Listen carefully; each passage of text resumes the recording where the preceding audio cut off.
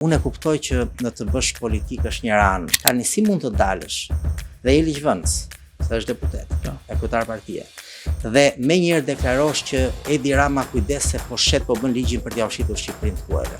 Ndërkohë që detyra e tij si deputet është që ta marrë atë projekt ligjin, të përgatitet mirë dhe aty ku ai projekt ligj mund të ketë dobësi, ndoshta e mund ta rrëzojë të gjithin, ti fjalën e tij është tjetër punë, dhe ta analizoj qartë, po jo të ndërsej shoqërinë, domethënë apo të përfitojmë çfarë mund të përfitojmë se dalim te ajo KCK-ja e famshme pastaj. Po ashtu e shikoj që gradualisht në këtë protestë po shfaqet edhe një fenomen tjetër i hapur. Mendohet apo artikulohet nga protesta që po iku Edi Rama, mbarojnë hallet e problemeve të shqiptarëve. Dalim përsëri te ardhja e vidit, do vi ai do na rregulloj të gjitha, do iki ky do rregullohen po ashtu të gjitha.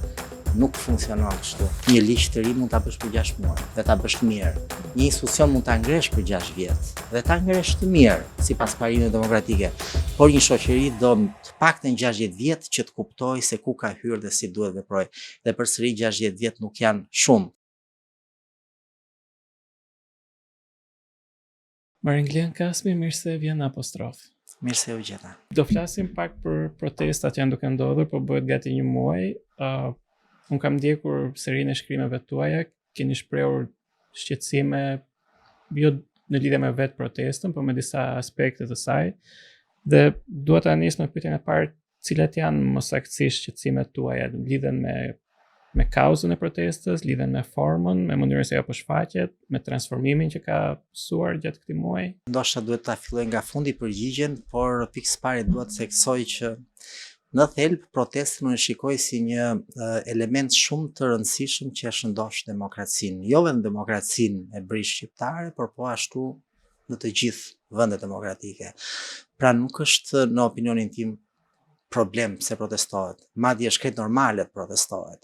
Por ajo që mua më ka bërë përshtypje dhe deri diku ndoshta edhe shqetësuar në kuptimin e të menduarit është si po ndodh ky fenomen, edhe çfarë produkti ka, nëse ka, dhe ky produkt çfarë kuptimi ka në thelb.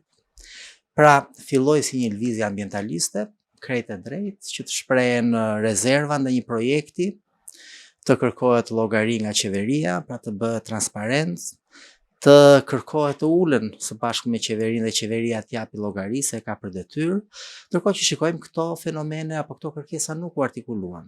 Madje pam që nëse do ta krahasonim me protestat e tjera, kjo pati një element, pra pati një risi.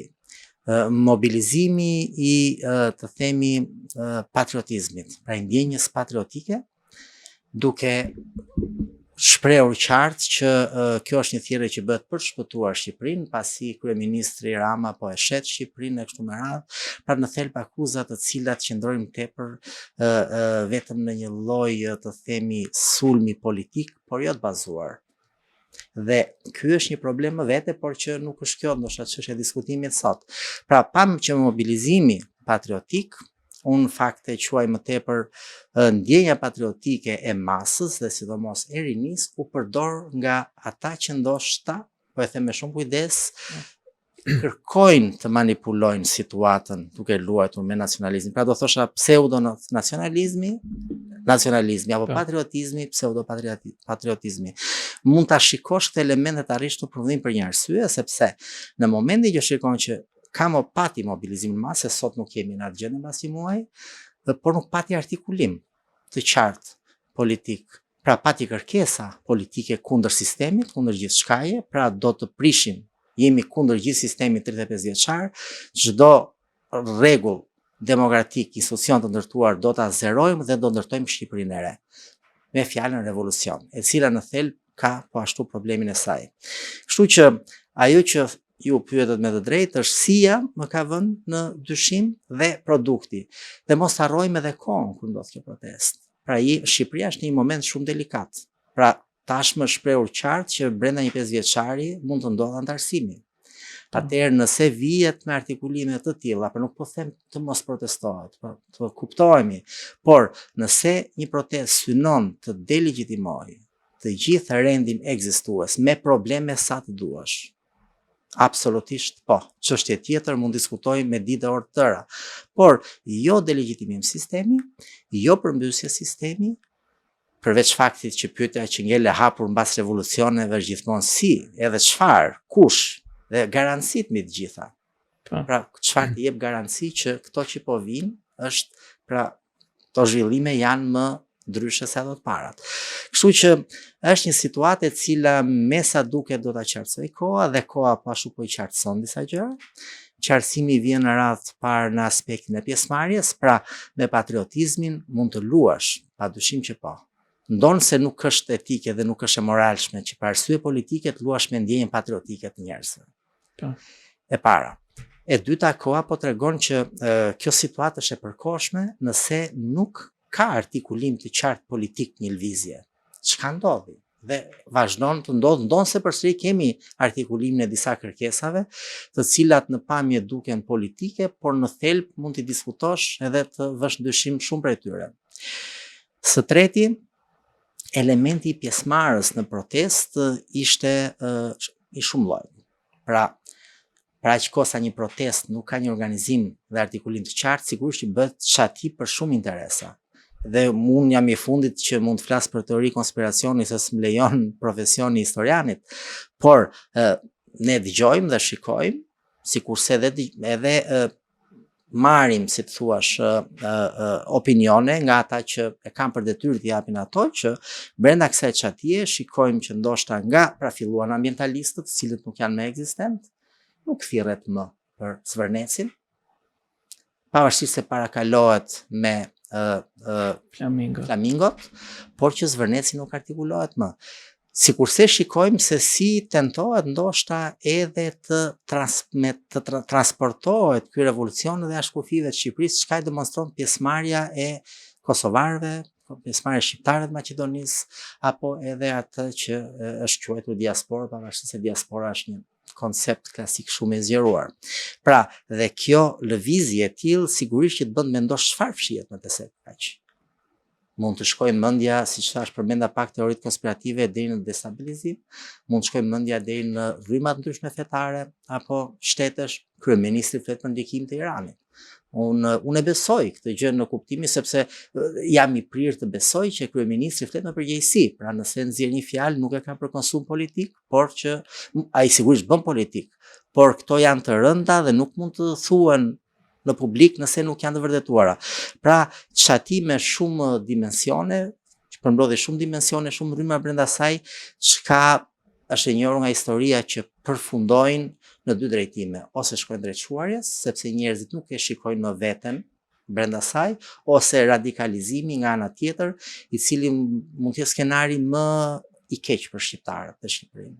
Pra nëse kjo situatë do të radikalizojë dhe vetë fjala revolucion, në fakt që aty duhet bërë pikë pari një qartësim, nuk po dua të ofendoj absolutisht pjesëmarrësit, por që fjala revolucion përgjithësinë e saj është problematike. Dhe shqiptarët kanë kaluar disa revolucione dhe revolucioni i fundit ishte ai që ideologjik, një njeriu të ri, prap fjala e re, që kërkonte të jetërsonte njeriu, shqiptarin. Nuk është e lehtë, por ky është një revolucion i cili po ashtu kërkon një përmbysje të gjithçkaje dhe thelbi është që revolucioni zakonisht ka pasoja, ka gjak. Kështu që duhet kujdes me këto fjalët. Po ndoshta kjo fjalë revolucion, të paktën nga ajo çfarë kam kuptuar nga ndjekja e protestës, lidhet dhe me një lloj mosbesimi të tyre ndaj sistemit, pra është ky sistem politik që ka sjellë gjendjen deri në këtë pikë, dhe ne nuk besojmë më që të njëjtët aktorë, të njëjtët njerëz janë dhe të njëjtat institucione janë në gjendje ta korrigjojnë atë problem. Dyshim që pakënaqësia një dhe mosbesimi dy janë elementët kryesorë shtytës të kësaj proteste. Pra, madje edhe të njerëzve, ndoshta shumë njerëz të cilët nuk dalin fare në protest. Kjo është e vërtet e ndjejmë të gjithë, besoj. Në kuptimin nëse do të merja përsipër ta përgjithësoja. Por është tjetër çështje të ekzistojë ky fenomen dhe tjetër çështje pastaj kur fillon të grupohesh dhe artikulohesh në një protestë tillë e cila padyshim duhet të pasojë të ketë zhvillime. Unë e shikoj në dy aspekte. Po, ekziston pakënaqësia, mosbesimi, po kjo besoj të paktën në pikpamjen time ka të bëjë më shumë dhe lidhet më shumë me pritshmëritë Pra pritshmëritë tona ecin më shpejt se sa realiteti. Ne jemi një vend që ende themi jemi në tranzicion, edhe kjo duket qartazi. Ky tranzicion do të mbyllet me antarësimin e Shqipërisë në Bashkimin Evropian, që po ashtu të paktën nuk po i besoj që thot qeveria jon, për atë që artikulohet nga Brukseli, brenda 2030-s pra duket si një objekt i realizueshëm. Atëherë këtu me të drejtë lind pyetja, nëse jemi vërtet në këtë derexhe, po përdor një fjalë kështu të vjetër, si ka mundësi që po pranohemi. Kjo nga ana tjetër po ashtu nuk do të thotë se ne i kemi bërë detyrat e shtëpisë aq mirë sa Shqipëria tani ecën për krah Gjermanisë pas një lloj dallimi. Pra, ajo që po mundohem të them është që rinia shqiptare sot, e cila ishte edhe motori i kësaj proteste, shkon në Gjermani, i ka dyert e hapura dhe shikon një realitet i cili nuk përputhet plotësisht me Shqipërinë. Por ne nuk po prodhojmë dot domate, se jemi larguar punës. Edhe e kërkojmë punën diku tjetër. Ndërkohë që Gjermania prodhon benzin. Pra ne duhet i shtim këmbët sa kemi organin dhe pritshmëritë i kemi realiste. Kështu që ky është një element. Elementi tjetër padyshim që periudha e gjatë e qeverisë socialiste e kryeministit Rama vetveti u mbledh dhe akumulon jo vetëm pa kënaqësi, por dhe problemet personalizohen me njëri. Pra shikohet që kryeministri Rama është burimi i gjithë të këqijave që janë hedhur në këtë themi në këtë panair pak kënaqësisht që e quajta unë shkrim që botovat e ju. Por nga ana tjetër ky njeri vetëm të këqija pas ka bërë dhe sa ngrihet mëngjes mendon vetëm çfarë do bëj keq për Shqipërinë? Apo ka dhe arritje të cilat vlerësohen kryesisht nga ndërkombëtarët? Pra nuk po them se Shqipëria është shesh me lule edhe lulzon pra në breg të Adriatikut, por duhet jemi realist në atë që quhet të themi jo vetëm pritshmëri politike, por edhe vlerësim politik. Dhe mendoj se kjo kërkon një gjykim të ftohtë. Unë e di që dëgjuesit ndoshta një pjesë do më japin drejt, ndoshta një pjesë më e madhe do thonë që ky po mbron Edi Rama në qeveri. Nuk ka nevojë të mbrohet, mendoj unë. Unë mendoj që ky duhet jetë zëri i qartë jo vetëm intelektual si studiues, por edhe opinioni i shëndosh shoqëror. Dhe kam përshtypjen se kjo gjë pak a shumë nga ajo pjesë që ka hyrë në këtë fazë të protestës, si është politika, është opozita, e di. Se unë nuk e besoj dot që një politikan nuk e di se si mund të vish në pushtet dhe si mund të rrezohet një qeveri. Kurse si me revolucion, po vetëm nëpërmjet kutisë votimit. Nga ana tjetër unë shikoj po ashtu që me sa duket është e qartë që në kutitë votimit Rama ofron një realitet tjetër dhe ajo pjesa e heshtur e shoqërisë e ka votuar, vjet ishin zgjedhjet. A thua nga viti shkuar për pak muaj u shndrua qeverisja e Edi Ramës me këto tipare dhe karakteristika që po i vishën? Sikurse më lejo të them edhe diçka tjetër, jo më larg se dje pash një qendrim të një politikan, një opozitar, për ligjin që po hartohet, projekt ligjin që po hartohet për shitjen e tokës bujqësore edhe në Blerës të huaj. Në fakt një detyrim, si të thuash, i ardhur nga Bashkimi Evropian në kuadër të legjislacionit që po përgatitet. Tani, unë e kuptoj që në të bësh politikë është një ranë, sikurse e kuptoj shumë mirë që të bësh në politikë në Shqipëri do thot akuzë, kryesisht, populizëm, ndonë se mund mos ketë asnjë të vërtetë atë që thuhet. Tani si mund të dalësh dhe je ligjvënës, se është deputet, e kryetar partie. Dhe me njëherë deklarosh që Edi Rama kujdes se po shet po bën ligjin për t'ia ushitur Shqipërinë të huajve. Ndërkohë që detyra e tij si deputet është që ta marrë atë projekt ligjin, të përgatitet mirë dhe aty ku ai projekt ligj mund të ketë dobësi, ndoshta mund ta rrëzojë të gjithin, pikpamjen e tij është tjetër punë, dhe ta analizoj qartë, po jo të ndërsej shoqërinë, domethënë apo të përfitojmë çfarë mund të përfitojmë se dalim te ajo KÇK-ja e famshme pastaj që me sa duket qen ka opsion në tavolinë. Kështu që e shikoj shumë problematike, kultura politike në Shqipëri është shumë për dëshiruar. Dhe kjo e gërshetuar deri diku dhe me ndërgjegjen shoqërore, sepse ne vërtet flasim për korrupsionin dhe korrupsioni në Shqipëri është i madh, padyshim që po. Sikurse është do të nuk vjen diskutim që përgjegjësi kryesor për të luftuar korrupsionin dhe që ka për detyrë është absolutisht qeveria. Pra, qeveria aktuale është përgjegjëse për ta luftuar këtë fenomen. Por ka dhe një anë tjetër medalje që është shoqëria shqiptare. Tani një shoqëri shqiptare që është mësuar të lëviz nga ryshfeti i kultivuar gjatë perandorisë osmane në njërin krah, në korrupsionin qoftë të vogël por edhe strukturuar në krahun tjetër, tregon që ka edhe probleme në zhvillimin e saj. Nuk vihet dhe nuk ndryshon mentaliteti i një shoqërie me çelës, që sot komunizëm apo diktaturë, nesër demokraci. Pra ka studiues që mbrojnë tezën e cila duket që është e konsoliduar që një ligj të ri mund ta bësh për 6 muaj dhe ta bësh të mirë. Një institucion mund ta ngresh për 6 vjet dhe ta ngresh të mirë sipas parimeve demokratike. Por një shoqëri do të paktën 60 vjet që të kuptojë se ku ka hyrë dhe si duhet veprojë. Dhe përsëri 60 vjet nuk janë shumë. Kështu që e gjithë situata është komplekse, po i kthehem përsëri korrupsionit, sepse ajo është edhe akuza, pra ajo ku ka humbur, si thua, shoqëria besimi kryesor. Pavarësisht se deri diku, jo deri diku, po ne jemi ata që ushqejmë në masën më të madhe, çka nuk do thotë se justifikon qeverinë, por nga ana tjetër, a ka ndonjë zhvillim që është bërë në këto 35 vite për luftën ndaj korrupsionit institucional flas? Sigurisht që ka, është reforma në drejtësi. Atëherë mua më duket pak paradoksale që një qeveri mund ta bënte edhe një tjetër, e bëri kjo. Tani flasim për çfarë ndodh, jo çfarë do të ndodhte, apo kush mund ta bënte më mirë. Tani një qeveri që bën reformën më të madhe të këtyre 35 viteve, reformën në drejtësi, me qëllimin madhor që të luftojë plagën më të madhe që ka kjo shoqëri, korrupsionin, quhet që nuk ka bërë asgjë. Pra, nuk do të jemi të prirë të shikojmë vetëm anën negative. Duhet shikojmë në mënyrë të balancuar nëse kemi ndërmend të hesim para.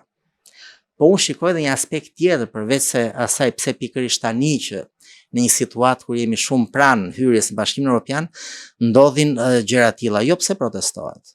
Në Berlin sot që flasim mund të kesh në sheshin te porte Brandenburgut 3-4 protesta paralelisht, secili në një cep sheshi dhe protestojnë. Problemi është se kjo protestë synon një ndryshim rrënjësor, pra vë në dyshim të gjithë sistemin 35 vjeçar demokratik, i cili kurse si nuk është ai i viteve 90, nuk është ai i viteve 2000, as 2010, por që padyshim që ka ecur aq shumë sa je pretendent për të hyrë në Bashkimin Evropian. Pra nuk është se nuk ka probleme, por zhvillimi duhet thënë. Por ta vendosësh në dyshim do të thotë që pa dashje, se nuk mund të them se bëhet me dashje, mund të prishësh një proces i cili është ajo çka gjithë shqiptarët ndrojnë dhe është, e them me bindje, që do ndryshoj cilësisht jetën e shqiptarëve antarësinë në Bashkimin Evropian. Pra nuk do ndodhi mrekulli, sikurse prisnin shqiptarët e 1914-s kur erdhi Princ Vidi, apo Princi Kaur që i thoshin, se mendonin që erdhi ai dhe nesër na mbarojnë problemet. Jo. Ka gjëra tjera, por që padyshim është aspirata e gjithë shqiptarëve. Po ashtu e shikoj që gradualisht në këtë protestë po shfaqet edhe një fenomen tjetër i hapur. Pra po shfaqet edhe përderisa shikojmë që kryeministri Rama është vendosur ta belqitje, pra të gjitha mendohet apo artikulohet nga protesta që po iku Edi Rama, mbarojnë hallet e problemeve të shqiptarëve. Dalin përsëri te ardhja e Vidit, do vi ai do na i rregulloj të gjitha, do iki ky do rregullohen pa ashtu të gjitha. Nuk funksionon kështu, sepse nuk dua t'i rikthejmë, por është çështja e sistemit që duhet parë dhe sistemet kërkojnë kohë. Kërkojnë kohë të shtrohen, të kolaudohen, të shikojnë produktin, kemi bërë mirë apo kemi bërë keq me një reformë, dhe nuk janë, si të thuash, gjëra apo rezultate që i kupton me njerë. Sigurisht duket trendi. Dhe reforma në drejtësi duket që po përcakton një trend. Pra sot mund të jesh ministër, mund të jesh zëvendës kryeministër, mund të jesh kryeministër, mund të jesh president, nuk je imun para drejtësisë. Dhe për mua kjo është arritje. Sa të kohë do t'i duhet se reforme që të shkoj, sigurisht që do kërkoj kohën e saj. Por është një fillim. Dhe ajo që nisa të thosha është që shikoj shumë element që protesta përmban deri diku edhe edhe do thosha me shumë kujdes ngarkesa personale ndaj kryeministrit Rama. Sepse duam s'duam si kryeministër në 13-14 vite sa po shkojnë avash avash, padyshim që ka akumuluar pakënaqësi, qoftë në ish bashkëpunëtor, ish miq të ngushtë, sikurse edhe ky personalizimi i politikës shqiptare, duke lënë sistemin mjanë dhe duke u marrë vetëm me liderin, është një gjë e gabuar. padyshim që drejtuesi jep fytyrën, padyshim, por që nuk është kaq procesi thjesht. Ne e personalizojmë me gjithçka. Pra, o e demonizojmë ose e mburrim. Për fatkeqen 35 vite apo në përgjithësi shqiptarët më tepër shkojnë nga demonizimi i një personazhi historik sesa nga themi një vlerësimi i balancuar, qoftë politik, por po ashtu dhe historik, se edhe për këtë mund të flasim shumë gjatë. Kështu që janë ngatruar, janë përzier shumë interesa me idenë që duhet të largohet Edi Rama, madje më vjen keq që ja them, po duket sikur me çdo kusht. Le të ketë kosto çfarë të doj. Ky duhet largohet. Kjo mua më duket e gabuar. Kërkohet dhe largimi i Berishës nga në të njëjtën kohë. Ajo duket më tepër si një lloj, të themi kështu, taktike për të ndarë pak atë shpërndarjen e goditjes, ndërkohë që unë besoj se edhe natyrshëm shkon kundër qeverisë, sepse mund kërkohet, pikëpari një duhet thënë që këto thirrje turma nuk mund të rasë në burg, kërsi të rasë në litar. Nuk protestohet kështu. Në burg të çon në drejtësia. Nuk të çon gjyqi popullor. Dhe sot po ndodh gjyq popullor. Shumë fenomeni i rrezikshëm që ne e kemi hasur dhe do vazhdoj të haset sepse në këtë lloj kulture politike dhe kulture shoqërore lëvizim. Por që e shikoj më tepër si një ndarje, si të thuash, për ta bërë sa më fair të gjithë goditjen, por normale që shkon kryesisht kundër kryeministit Rama apo kushdo kryeministër të ishte, sepse qeveria është ajo që përbën majorancë, nuk e përbën opozita. Opozita e ka shansin kur t'i vi radha, edhe mund të marrë qeverisjen. Duhet të pyes pak edhe si historian, domethënë çfarë periudhe të kujton, çfarë momenti historik të kujton kjo protestë dhe kjo lëvizje në historinë e Shqipërisë, nëse të kujton diçka revolucionin e 24-s, zhvillimin e 97-s. Dhe këto përpjekjet për ta nisur gjithmonë nga zero. Për hir të vërtetës të kujton pak nga të gjitha, por më shumë e shikoj si 1914-15. Madje këtu mund sjell një shembull historik, që në fakt është dokument. Sigurisht që në 14-ën kur filloi revolta, kryengritja kundër Vidit, sapo kishte filluar trupi huaj diplomatik të atashojnë Shqipëri, por ishte Komisioni Ndërkombëtar i Kontrollit që kishte përfaqësuesit e tij që ndiqnin ngjarjen nga afër. Dhe përfaqësuesi gjerman i KNK-s shkon në Shijak dhe shikon që ishte mbledhur një tuf fshatarësh. Edhe i pyet se ka shkruar raportin për Berlinin, edhe unë e kam studiuar këtë periudhë me dokumentacionin e Ministrisë Punëve të Jashtme të Berlinit, pra është dokumentacion gjerman. Për çfarë jeni mbledhur? Do bëjmë revolucion, ishte përgjigja. Dakor. Kundër kujt? Asnjë nuk thoshte dot një mendim të pjekur se çfarë deshte vërtet turma. Dhe për fatkeqe shikoj si sot. Filloi me Flamingo, pastaj vjen një kohë që revolucioni e fshe kokën si struci, nuk artikulohet se kush janë, çfarë janë edhe si e shikojnë, po vetëm vazhdojnë edhe duke mos dalë. Madje edhe sot që flasim, një dita 25, 26 që mund të jetë, ende nuk dim, domethënë se cilët janë vërtet organizatorët e saj. Dhe kjo e ka marrë si thuash kosto, pasi është shndruar në një demonstrim 200-300 apo nuk e di, disa qindra vet, pavarësisht se në disa media shikojmë sikur vazhdojnë miliona shqiptarë të derdhen në rrugët e Tiranës e të protestojnë. Ky është një aspekt tjetër shumë i rëndësishëm, por që po ashtu shumë delikat. Pra si po zhvendoset protesta nga sheshi në ekrane, dhe si po idealizohet protesta si ngjarja, mrekullia më e madhe që ka ndodhur në shoqërinë shqiptare në këto 35 vite, padyshim që është tregues, se flasim për rritjen e ndërgjegjes qytetare kur protestohet. Por unë kaloj çdo ditë në protestë, para bëj një kalim të shpejtë dhe shikoj, para si thua në këto 7 ditët e fundit e kam ndjekur pothuajse çdo ditë në përjashtim ditës së mbrëmshme. Dhe e shikoj këtë gjë. Pra, ndryshe është të jesh në shesh, ndryshe është të jesh në para ndonjë televizioni ku aty shikon që situata pra është krejt tjetër. Pra do të thosha që në momentin që protesta fillon për një kauzë ambientaliste. E drejt. Edhe në fundit të tregon që të dalësh për shqiptari për ambientalizëm do thotë që ka një pikë të mirë, sepse ne jemi ata që i ham, po të na jepet mundësia, po të kishin mi shishëm ato flamingot. Edhe kjo duhet thënë. Por që gjithsesi tregon që sidomos rinia ka një ndjeshmëri tjetër, pra me një qasje shumë europiane ndaj kësaj çështje është vlerë padyshim pozitive. Por pastaj të shikosh se si transformohen gjërat dhe çfarë përmban, pra të shumë këto elementë që ne përdorëm, kjo unë e prisja në një farë mënyre që nga mënyra jo se hodha fallë dhe parashikova, por e krahasova se historia këtë mundësi të ofron. Pra duke krahasuar kontekste, duke krahasuar lëvizjet, kërkesat, edhe mund të arrish në një parashikim sepse në fund fare janë rrjedhime logjike në kuptimin e kësaj. Kështu që mendoj që kjo që thash është si vlerësim përfundimtar për protestën, që është vendosur në media, në diskutime, nuk po them mos t'i jepet rëndësi protestës, po jo të bëhet sikur në Shqipëri po ndodhnami, se ka një rrezik shumë të madh e gjitha kjo.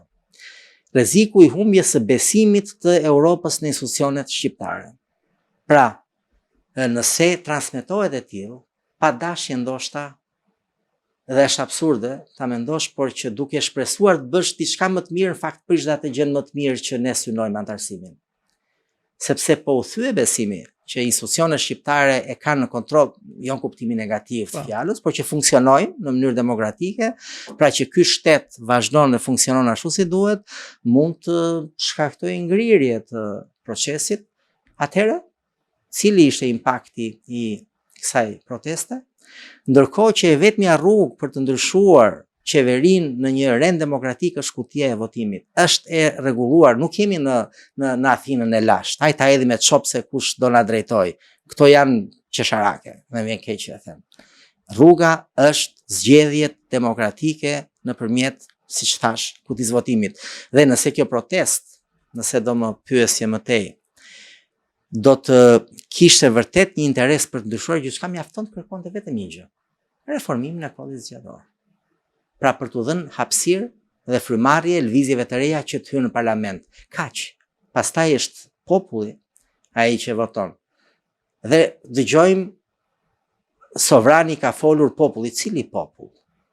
Kush është ai që merr përsipër se flet në emër të popullit? Një turm 100.000, 200.000, 500.000, 1 milion po deshëm. Pra ky është populli. Jo, populli nuk është ai që del në rrugë. Sigurisht që është një tregues i pakënaqësisë, padyshim që po. Por populli është ai që shprehet në rrugë demokratike në kutinë e votimit.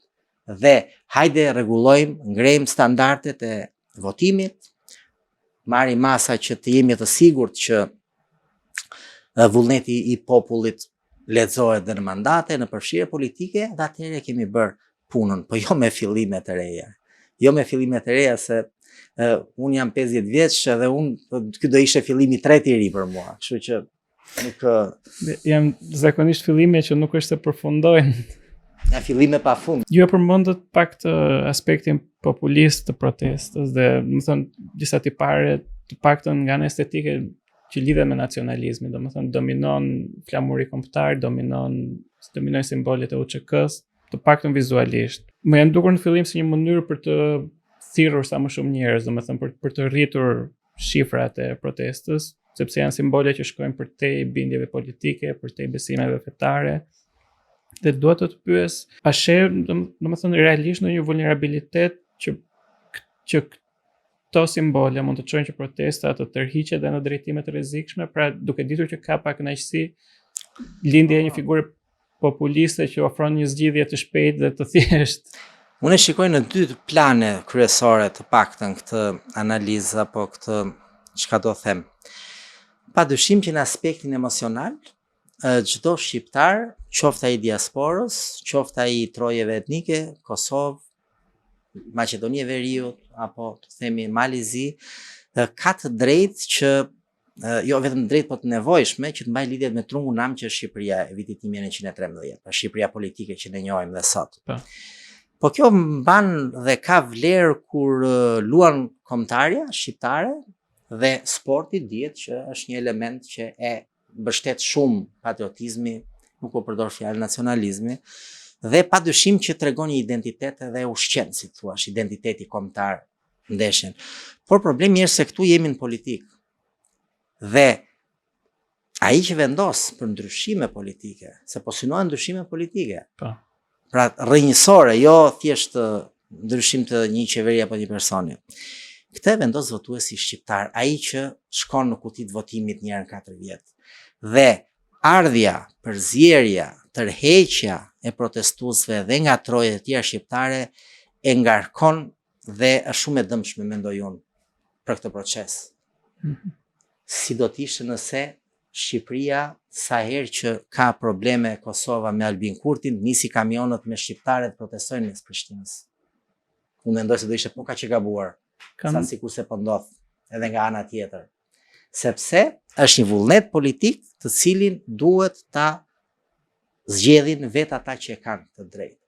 Pra, nuk po them që nuk kanë të drejtë keni mendim dhe një opinion. Është tjetër gjë, por të ndërhysh për mua është e gabuar. Dhe padyshim që elementi që është menduar pas kësaj është pikërisht nacionalizmi. Tani po përdor termin nacionalizëm, jo patriotizëm. Dhe ka një dallim. Dhe për fat keq ndonjëherë të krijohet përshtypja që pseudo-nacionalizmi luan me nacionalizmin në mpetkun e zhvillimeve patriotike apo kujdesit patriotike atë dhe atë. Këto janë gjëra që nuk duhet të ndodhin, nuk po akuzoj, po vrojtoj. Pra kurse si nuk duhet të vëgishtin edhe të jap të drejtë absolute, kësaj që them. Por kjo duket. Sepse edhe më vjen keq po ashtu që një politikan i ri të cilin e kam vlerësuar e pash që bënte thjerrja ditë që ishte protesta sa më shumë vëllezër kosovar hajdeni të protestojmë së bashku në Tiranë. Jo, nuk duhet kështu.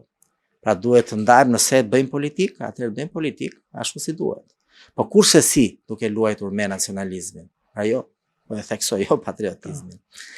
Kështu që është element i cili edhe është kritikuar, edhe Ali Ahmeti në Maqedoni, në Kosovë doli ish kryeministri, Haredina mos qofsh e gabuar po ashtu. Dhe po ashtu më bën përshtypje heshtja që ka Albin Kurti për këtë çështje. Ndërkohë që kryeministri i Kosovës duhet të ishte shprehur. Të paktën për këto, në thonjza akuza që po i shkojnë që vetëvendosja është motori i kësaj apo një ndër të këtij organizimi dhe kështu me radhë. Shqiptarët, për mendimin tim, duhet të kenë parasysh diçka, që të bashkëpunosh për interesin kombëtar është detyrimi i dy qeverive shqiptare. Edhe është fat i madh që shqiptarët në Ballkan kanë 2 qeveri. Sepse janë konfigurime gjeopolitike që nuk i ndryshon dot më. Të paktën tani për tani, nga Shqipëria e 1913-s. Por nga ana tjetër është një fat i madh që shqiptarët kanë 2 qeveri shqiptare. Se nesër në Europë je 2 zëra, nuk je 1 zë. Është krejt dhe duhet, pra një bashkëpunim strategjik për zhvillimin e shqiptarisë, mua më pëlqen fjala shqiptari, jo në kuptimin e atë që përdorin shumë shpesh fqinjët tanë verior dhe jugor, Shqipëria e madhe. Nuk ka term Shqipëri të madhe.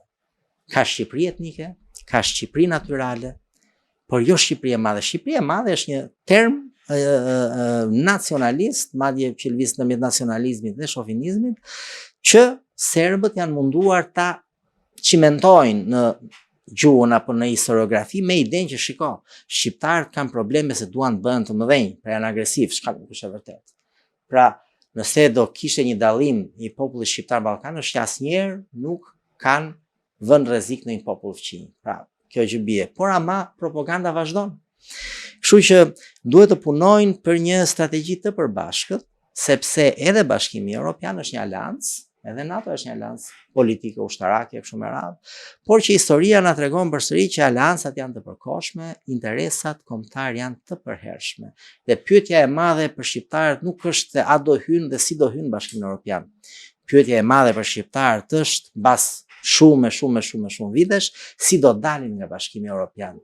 Pra do ta shfrytëzojnë këtë mundësi që u jepet me qëllim që të forcojnë pozitat e tyre dhe të ruajnë dhe të rifitojnë ndoshta të drejtat që kanë humbur dhe që janë dënuar nga fuqitë e mëdha. Se shikojmë që jemi kthyer, do të thënë, duhet ta shikojmë historinë jashtë zhvillimit vetëm të fshatit tonë. Edhe po ndodhin tronditje të mëdha me rendin botëror. Kështu që duhet jemi të kujdesshëm. Ndërkohë që shikojmë do dhe kundërta. Pra si, edhe unë dhe një shkrim që botova thash që kjo puna jonë është si futbolli kombëtares tonë në minutën e 80. Po hyri minuta e 80, fillon hallakatja skuadrën tonë. Aty ham golat, luajmë gjithë kohën shumë mirë, aty bëjmë autogola, aty humbim. Dhe kam frikë se, ose ndoshta jo e thënë kam frikë, por ndoshta duhet kemi kujdes që mos hymë në këtë skenar, që të dëmtojmë pikërisht antarësimin e Shqipërisë në Bashkimin Evropian.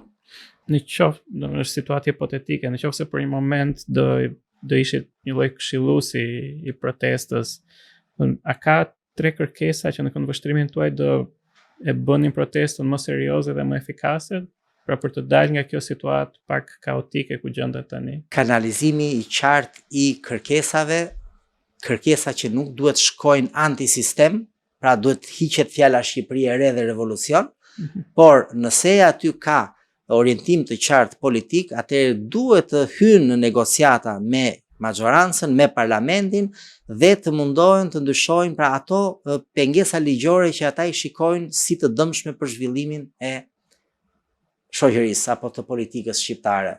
Pra unë nëse do të thosha është që një ndër to është sikur se thash harmonizimi i ligjit zgjedhor, i kodit zgjedhor në atë mënyrë sa ai jo të jetë kufizues për forcat e reja politike, po të jetë mbështetës. Sikurse unë e di që është e vështirë që në këtë kontekst, pasi shoqëria shqiptare e ka krijuar në një farë mënyre të tretë në këto 35 vite. Por këtu ne pam që protesta nxori një element ri që është pakënaqësia, që po themi hajtë se është në mas, pavarësisht se unë e dyshoj këtë gjë. Se vjetu bën zgjedhje. Por kodi zgjedhor i ndryshuar, i harmonizuar mund të ishte ajo që ka synohet dhe doni të bëni ndryshimin, bujrum dhe bëni një forcë politike, ndryshimi vjen vetëm nëpërmjet alternativës politike, nuk vjen as me revolucion paqësor, as me revolucion me hundor, nuk vjen. Faleminderit. Faleminderit juve. Ishte kënaqësi. Ky podcast mbështetet nga Abi Bank.